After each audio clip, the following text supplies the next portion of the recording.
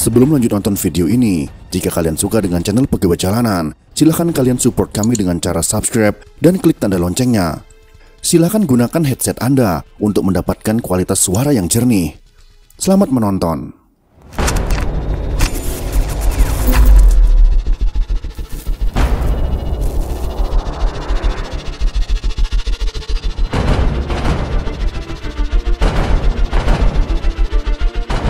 Dalam materi berikut ini, kita tidak akan membahas tentang orang Yahudi berdasarkan keyakinan agama tertentu. Akan tetapi kita akan membahas tentang Yahudi berdasarkan fakta sejarah. Banyak yang hanya tahu bahwa orang Yahudi terkonsentrasi di Eropa, Amerika, dan Israel saja. Padahal ada satu wilayah di Timur Tengah di semenanjung Arabia yang luput dari perhatian kita. Negara yang banyak melahirkan habaib di Nusantara. Negara itu tidak lain dan tidak bukan adalah negara Yaman. Bagaimana sejarahnya dari awal sampai kondisi saat ini? Sebelum terlalu jauh membahas, kita harus tahu terlebih dahulu definisi tentang Yahudi agar kita tidak salah mengerti. Yahudi adalah istilah yang merujuk kepada sebuah agama, etnisitas, atau suku bangsa. Sebagai agama atau kepercayaan, Yahudi ini merujuk kepada umat yang beragama Yahudi. Jika berdasarkan etnisitas, kata ini merujuk kepada suku bangsa yang berasal dari keturunan Eber, yang disebut Ibrani, atau Yakub yang juga bernama Israel, anak Ishak, anak Abraham atau Ibrahim dan Sarah, atau keturunan suku Yehuda yang berasal dari Yehuda anak Yakub. Etnis Yahudi juga termasuk Yahudi yang tidak beragama Yahudi, tetapi beridentitas Yahudi dari segi tradisi. Dalam materi ini kita hanya membahas dari segi suku bangsa saja. Kepercayaan semata-mata dalam agama Yahudi tidak menjadikan seseorang menjadi Yahudi. Di samping itu, dengan tidak memegang kepada prinsip-prinsip agama Yahudi, tidak menjadikan seorang Yahudi kehilangan status Yahudinya. Namun, definisi Yahudi Undang-Undang Kerajaan Israel tidak termasuk Yahudi yang memeluk agama yang lain. Sebagai contoh adalah Mark Zuckerberg, yang merupakan keturunan suku Yahudi secara genetik, akan tetapi memilih menjadi ateis alias tidak bertuhan dan beragama. Yahudi Yaman adalah Yahudi yang berdiam di Yaman, atau yang merupakan keturunan orang Yahudi yang pernah hidup di Yaman. Yaman adalah negara yang terletak di sebelah selatan Arab Saudi dan di sebelah barat Oman. Penduduk Yaman diperkirakan berjumlah sekitar 23 juta jiwa. Luas negara ini sekitar 530.000 km persegi dan wilayahnya meliputi lebih dari 200 pulau. Pulau terbesarnya yaitu Socotra, terletak sekitar 415 km dari selatan Yaman di lepas pantai Somalia.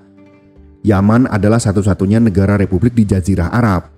Orang-orang keturunan Arab di Indonesia, sebagian besarnya berasal dari negara ini.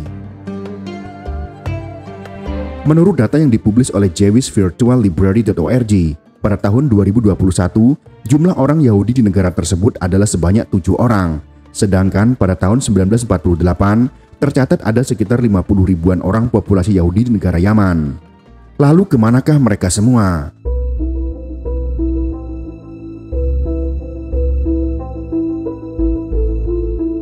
Orang-orang Yahudi Yaman ternyata bermigrasi ke Israel sekitar tahun 1949 sampai dengan tahun 1950-an secara besar-besaran dan dalam tahun-tahun berikutnya berjumlah kecil. Mereka menuju negara yang baru saja berdiri, yaitu negara Israel yang didirikan dengan tujuan melindungi orang-orang Yahudi yang tertindas di berbagai negara, termasuk Yahudi Yaman meninggalkan tanah airnya akibat kekerasan yang terjadi. Menurut sumber yang sama, dikatakan bahwa pada tahun 1922, pemerintah Yaman memberlakukan kembali hukum Islam konservatif yang mengharuskan anak yatim piatu Yahudi di bawah usia 12 tahun untuk segera masuk Islam. Pada tahun 1947, setelah pemungutan suara pemisahan sebelum Israel berdiri, para perusuh Muslim bergabung dengan kepolisian setempat, terlibat dalam pogrom berdarah di Eden yang menewaskan 82 orang Yahudi dan menghancurkan ratusan rumah Yahudi. Pogrom adalah kata dalam bahasa Rusia yang berarti penyerangan, disertai dengan penghancuran, penjarahan properti, pembunuhan, dan pemerkosaan yang dilakukan oleh satu kelompok masyarakat terhadap kelompok masyarakat lainnya. Komunitas Yahudi di Eden lumpuh secara ekonomi karena sebagian besar toko dan bisnis Yahudi hancur. Pada awal tahun 1948, tuduhan palsu atas pembunuhan ritual terhadap 2 gadis berujung pada penjarahan. Situasi yang semakin berbahaya ini menyebabkan emigrasi seluruh komunitas Yahudi Yaman, hampir 50.000 orang antara bulan Juni 1949 dan September 1950 dalam operasi Magic Carpet. Migrasi yang lebih kecil dan berkelanjutan dibiarkan berlanjut hingga tahun 1962, ketika secara tiba-tiba perang saudara di Yaman menghentikan eksodus orang Yahudi lebih lanjut.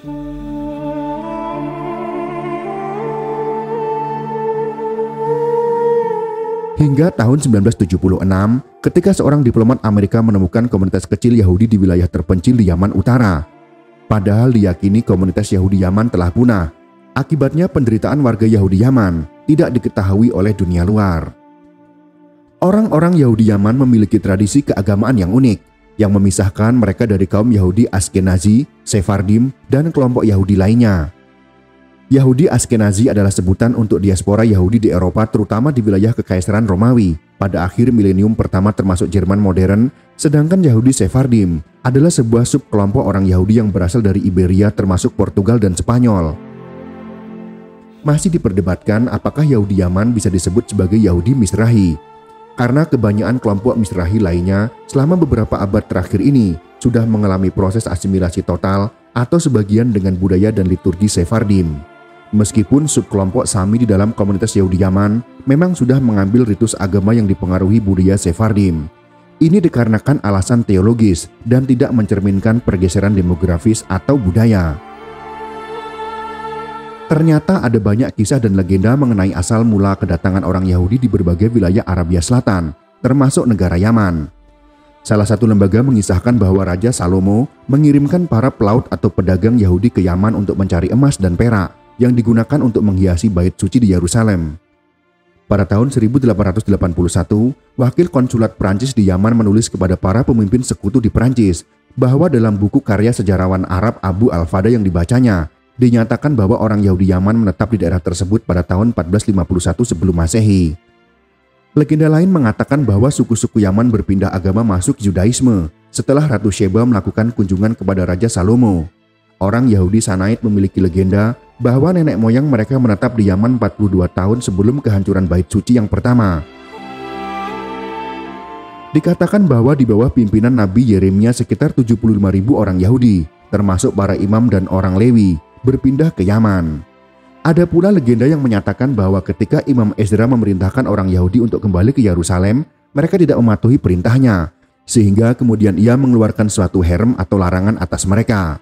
Menurut legenda ini, sebagai hukuman atas tindakannya yang gegabah, Ezra ditolak pemakamannya di tanah Israel.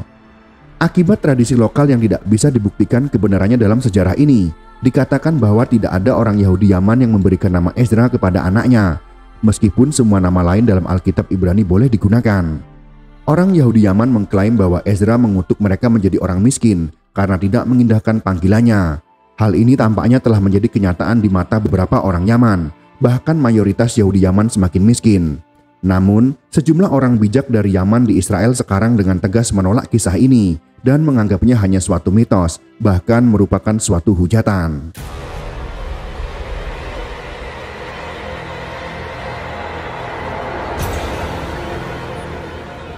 Orang Yahudi Yaman dan orang Yahudi Kurdi yang berbahasa Aram adalah komunitas-komunitas yang masih mempertahankan tradisi pembacaan Taurat di sinagoge dalam bahasa Ibrani dan terjemahan Targum dalam bahasa Aram.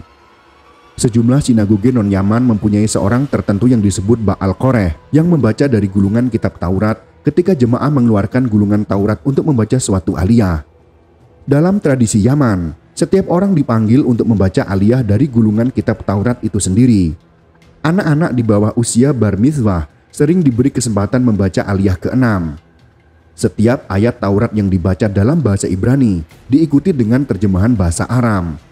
Biasanya dikidungkan oleh seorang anak kecil. Baik aliyah ke-6 dan Targum mempunyai melodi yang disederhanakan, berbeda dari melodi umum untuk Taurat yang digunakan pada aliyot lain. Sebagai golongan ahlul kitab, yaitu umat kitab suci yang dilindungi, orang Yahudi Yaman hanya diberi jaminan kebebasan beragama ditukar dengan kewajiban membayar jizyah, yaitu pembayaran pajak yang dikenakan pada penganut monoteis non-muslim tertentu atau yang dikenal dengan ahlul kitab. Sebagai ganti pembayaran jizyah, penduduk non-muslim diberikan jaminan keselamatan, juga diberikan dari kewajiban membayar zakat yang harus dibayar oleh orang muslim setelah mencapai tingkat kekayaan tertentu.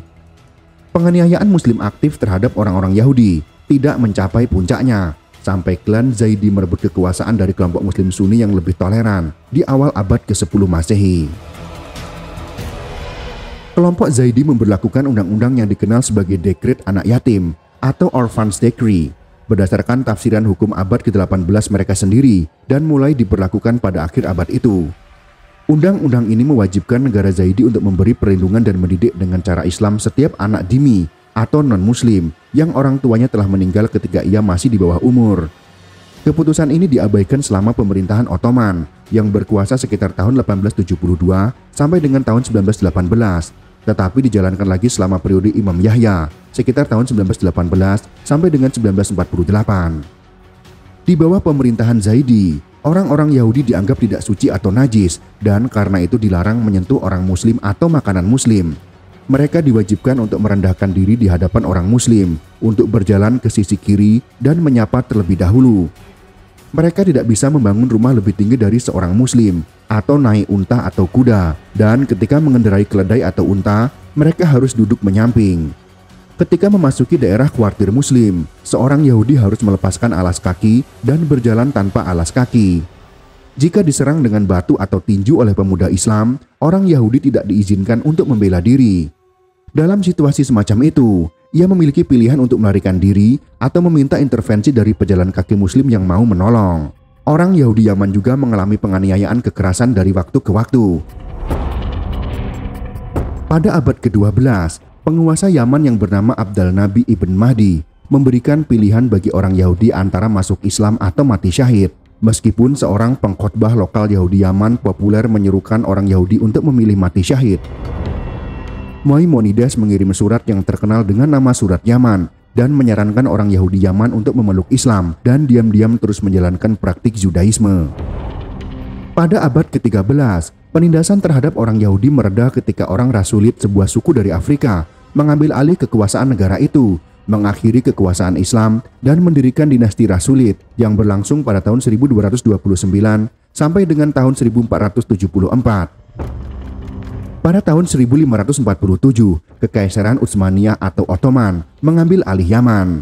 Hal ini memberikan kesempatan bagi orang Yahudi Yaman untuk membuat kontak dengan komunitas Yahudi lain.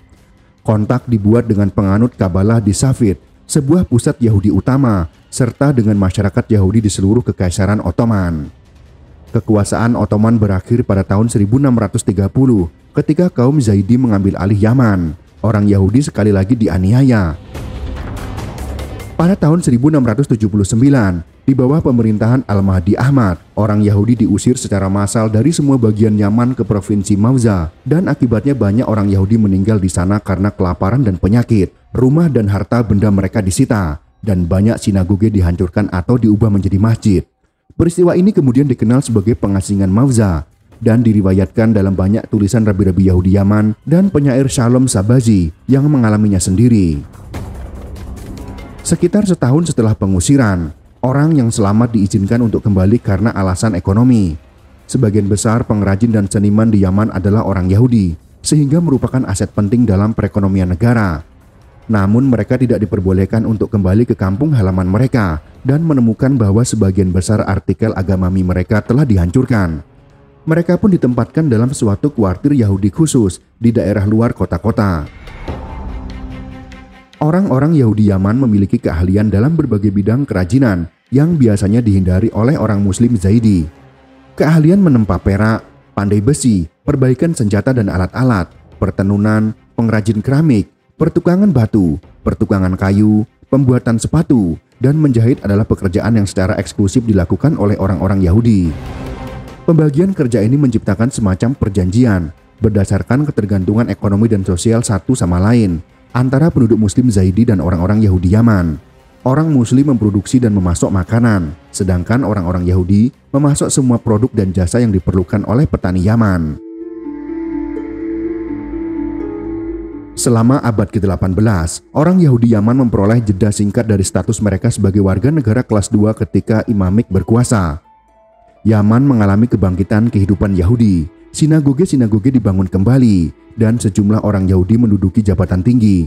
Salah satunya adalah Rabbi Shalom ben Aharon yang bertanggung jawab untuk pencetakan uang untuk kas kerajaan. Ketika kaum Imamik kehilangan kekuasaan pada abad ke-19, orang-orang Yahudi kembali mengalami penganiayaan. Pada tahun 1872, Kekaisaran Ottoman mengambil alih kekuasaan lagi dan berkuasa hingga kemerdekaan Yemeni pada tahun 1918. Kehidupan Yahudi kembali membaik selama pemerintahan Ottoman. Kebebasan beragama Yahudi lebih dihormati dan orang Yahudi Yaman diizinkan untuk membuat lebih banyak kontak dengan komunitas Yahudi lainnya. Sekarang pada zaman modern, mayoritas orang Yahudi Yaman hidup di Israel.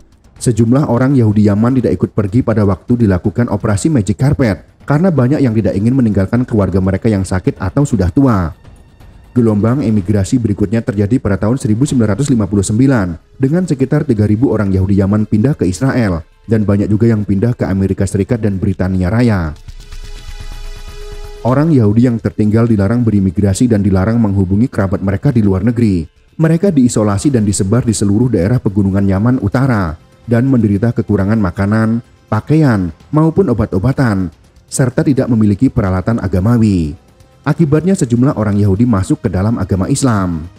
Keberadaan mereka tidak diketahui sampai tahun 1976, ketika seorang diplomat Amerika tidak sengaja menjumpai sebuah komunitas kecil Yahudi di wilayah terpencil di Yaman Utara, seperti yang sudah disinggung di awal materi. Dalam waktu singkat setelahnya, organisasi-organisasi Yahudi diizinkan untuk melakukan perjalanan secara terbuka di Yaman, mendistribusikan buku-buku dan materi bahasa Ibrani. Begitulah sekelumit sejarah tentang kondisi orang Yahudi di Yaman. Karena sejarah penindasan yang panjang, akhirnya seluruh populasinya meninggalkan Yaman dan sebagian besar sekarang bermukim di Israel. Bahkan di kota Gedera Israel, lebih dari 50% penduduknya adalah Yahudi yang berasal dari Yaman. Semoga materi kali ini bisa bermanfaat untuk kita semua. Jika kalian suka dengan video ini, silahkan berikan jempol ke atas. Dan jika kalian menganggap video ini bermanfaat, maka bagikanlah untuk teman-teman Anda yang lain. Terima kasih sudah menonton.